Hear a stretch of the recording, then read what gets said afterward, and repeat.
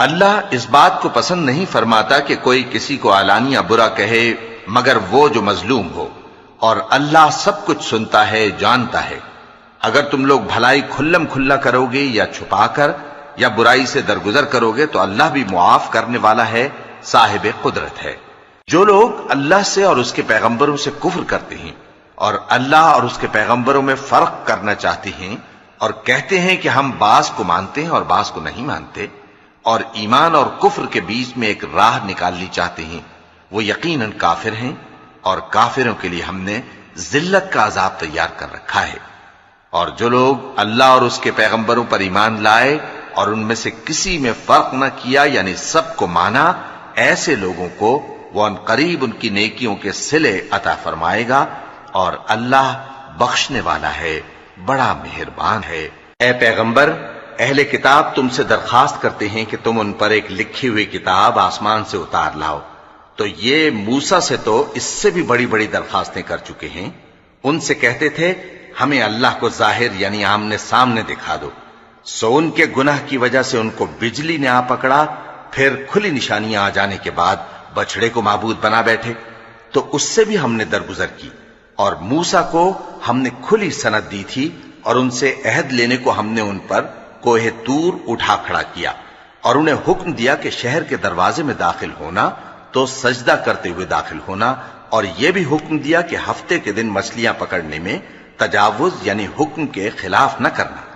غرض ہم نے ان سے مضبوط عہد لیا، لیکن انہوں نے عہد کو توڑ ڈالا، تو ان کے عہد توڑ دینے اور اللہ کی آیتوں سے کفر کرنے اور انبیاء کو ناحق مار ڈالنے اور یہ کہنے کے سبب کہ ہمارے دلوں پر پردے پڑے ہوئے ہیں، اللہ نے ان کو مردود کر دیا، اور ان کے دلوں پر پردے نہیں ہیں بلکہ ان کے کفر کے سبب اللہ نے ان پر مہر کر دی ہے، تو یہ کم ہی ایمان لاتے ہیں۔ اور ان کے کفر کے سبب اور مریم پر ایک بہتان عظیم باندھنے کے سبب اور یہ کہنے کے سبب کہ ہم نے مریم کے بیٹے عیسیٰ مسیح کو جو اللہ کے پیغمبر کہلاتے تھے قتل کر دیا ہے، اللہ نے ان کو ملعون کر دیا، حالانکہ انہوں نے عیسیٰ کو قتل نہیں کیا اور نہ انہیں سولی پر چڑھا پائے، لیکن ان لوگوں کو ان کی سی صورت معلوم ہوئی۔ اور جو لوگ ان کے بارے میں اختلاف کرتے ہیں وہ ان کے حال سے شک میں پڑے ہوئے ہیں، اور گمان پر چلنے کے سوا ان کو اس کا مطلق علم نہیں۔ اور انہوں نے عیسیٰ کو یقیناً قتل نہیں کیا بلکہ اللہ نے ان کو اپنی طرف اٹھا لیا، اور اللہ غالب ہے،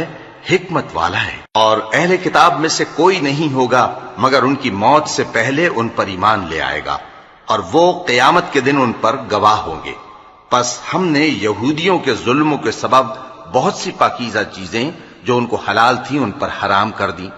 اور اس سبب سے بھی کہ وہ اکثر اللہ کے رستے سے لوگوں کو روکتے تھے، اور اس سبب سے بھی کہ باوجود منع کیے جانے کے سود لیتے تھے، اور اس سبب سے بھی کہ لوگوں کا مال ناحق کھاتے تھے، اور ان میں سے جو کافر ہیں ان کے لیے ہم نے درد دینے والا عذاب تیار کر رکھا ہے۔ لیکن جو لوگ ان میں سے علم میں پکے ہیں اور جو مومن ہیں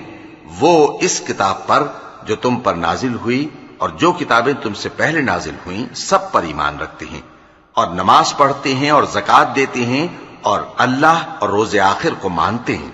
تو ان کو ہم عنقریب اجر عظیم دیں گے۔ اے محمد صلی اللہ علیہ وآلہ وسلم،